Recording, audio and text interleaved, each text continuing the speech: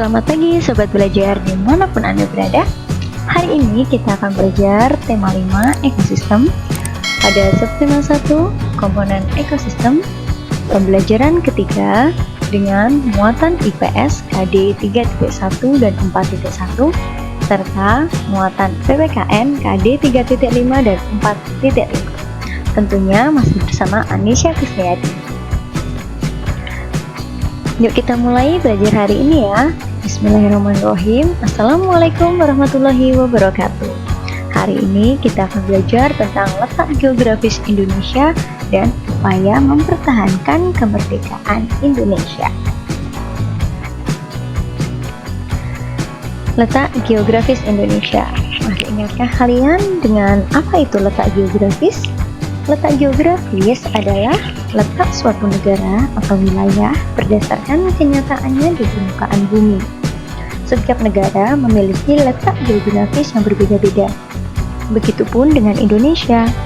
Letak geografis Indonesia berbeda dengan negara lain. Masih ingatkah kalian letak geografis Indonesia? Ya. Berdasarkan letak geografisnya, Indonesia terletak di antara dua benua, yaitu benua Asia dan benua Australia, serta di antara dua samudra, yaitu Samudra Hindia dan Samudra Pasifik. Letak geografis Indonesia tersebut membuat Indonesia menjadi pusat perdagangan dan pelayaran. Penyebabnya adalah posisi Indonesia yang strategis, yaitu berada di antara dua benua dan juga dua samudra. Letak geografis suatu wilayah dapat digambarkan dalam sebuah peta. Perhatikan contoh peta berikut beserta dengan unsur-unsurnya. Unsur peta yang pertama adalah judul peta. Judul peta menunjukkan isi yang akan digambarkan dalam peta, biasanya terletak di bagian atas. Skala peta. Skala peta merupakan angka yang menunjukkan perbandingan antara jarak sesungguhnya dan jarak yang ada pada peta. Simbol peta merupakan lambang gambar atau warna yang digunakan untuk memberi tanda objek yang terdapat pada suatu wilayah. Keterangan atau simbol-simbol yang digunakan pada peta yang mewakili kenampakan alam atau objek yang digambarkan disebut dengan legenda. Insert berbentuk peta kecil yang disisipkan untuk memperjelas salah satu bagian dari peta atau menunjukkan lokasi yang penting, tetapi kurang jelas dalam suatu peta. Garis astronomis merupakan garis khayal di permukaan bumi yang terdiri dari garis lintang dengan posisi yang mendatar dan garis bujur dengan posisi tegak. Garis astronomis berguna untuk mengetahui posisi suatu objek pada peta utama. Garis tepi merupakan garis yang digunakan untuk membatasi ruang peta, biasanya berbentuk segi empat. Petunjuk arah atau arah mata angin berfungsi sebagai penunjuk arah mata angin, yaitu timur, tenggara, selatan, barat, daya, barat, barat laut, utara, timur laut.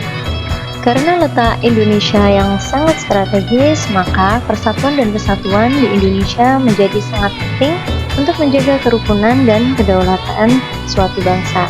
Salah satu peristiwa penting yang memperkuat persatuan dan kesatuan Indonesia adalah peristiwa Sumpah Pemuda. Tapi sebelum itu, mari kita mengetahui lebih lanjut tentang Budi Utomo dulu ya.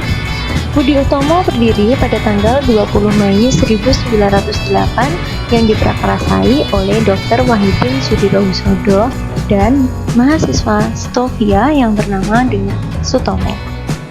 Keberadaan Budi Utomo telah menumbuhkan semangat dan menandai terjadinya kebangkitan bangsa secara nasional.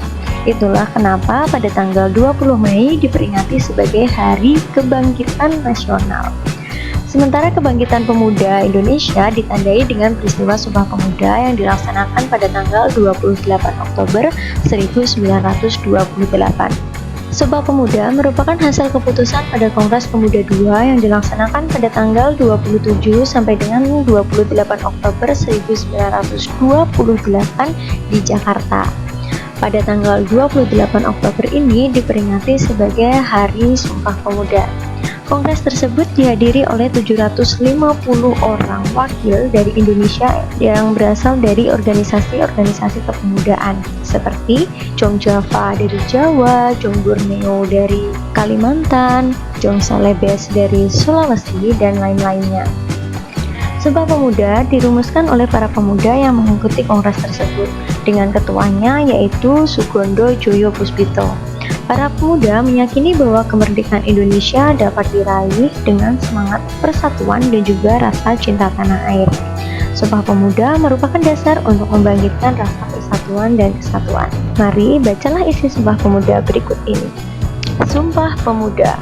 Kami, putra dan putri Indonesia, mengaku bertumpah darah yang satu, tanah air Indonesia. 2. Kami putra dan putri Indonesia mengaku berbangsa yang satu, bangsa Indonesia. 3. Kami putra dan putri Indonesia menjunjung bahasa persatuan, bahasa Indonesia. Sumpah Pemuda ini merupakan suatu bentuk ikrar dari para pemuda Indonesia untuk menggalang persatuan dan kesatuan dengan mengikrarkan bahwa mereka, kita, itu adalah satu nusa, satu bangsa, dan satu bahasa. Lagu Indonesia Raya yang diciptakan oleh W.R. Supratman dinyanyikan pertama kali dalam Kongres Pemuda kedua ini yang diiringi dengan pengibaran bendera merah putih.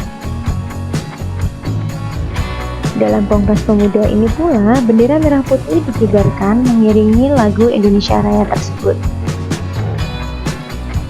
Manfaat dari peristiwa Sumpah Pemuda yaitu 1. Mempererat persaudaraan, 2. Mewujudkan kerukunan, 3. Menumbuhkan semangat bekerja keras, serta 4. Semangat untuk gotong royong dalam membangun bangsa.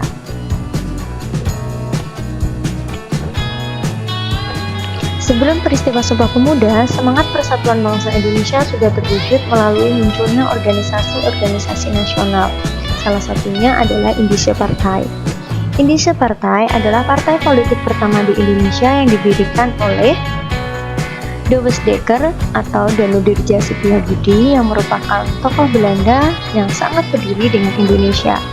Kemudian Dr. Cipto Mangunkusumo dan Ki Hajar Dewantara yang merupakan Bapak Nasional Pendidikan kita yang bernama Suwardi Suryaningrat. Ketiga tokoh ini yang disebut dengan tiga serangkai. Indische Partei bertujuan untuk mengembangkan semangat persatuan dan cinta tanah air bangsa Indonesia. Indische Partei inilah yang menjadi pemersatu bangsa Indonesia. Indische Partei merupakan satu-satunya partai politik yang berani mengkritik pemerintah Belanda dan menuntut kemerdekaan Indonesia pada saat itu. Indische Partei merupakan salah satu upaya bangsa Indonesia mempertahankan persatuan dan kesatuan. Mereka bersatu mengusir penjajah untuk meraih kemerdekaan. Bagaimana cara mempertahankan persatuan dan kesatuan di Indonesia? Cara yang dapat dilakukan antara lain dengan menghargai pendapat orang lain dalam musyawarah, memiliki sikap peduli terhadap lingkungan sekitar, saling menghormati dan menghargai hak dan kewajiban masyarakat, bergotong royong melakukan berbagai kegiatan, menolong tetangga yang tertimpa musibah, serta memiliki rasa toleransi antar sesama.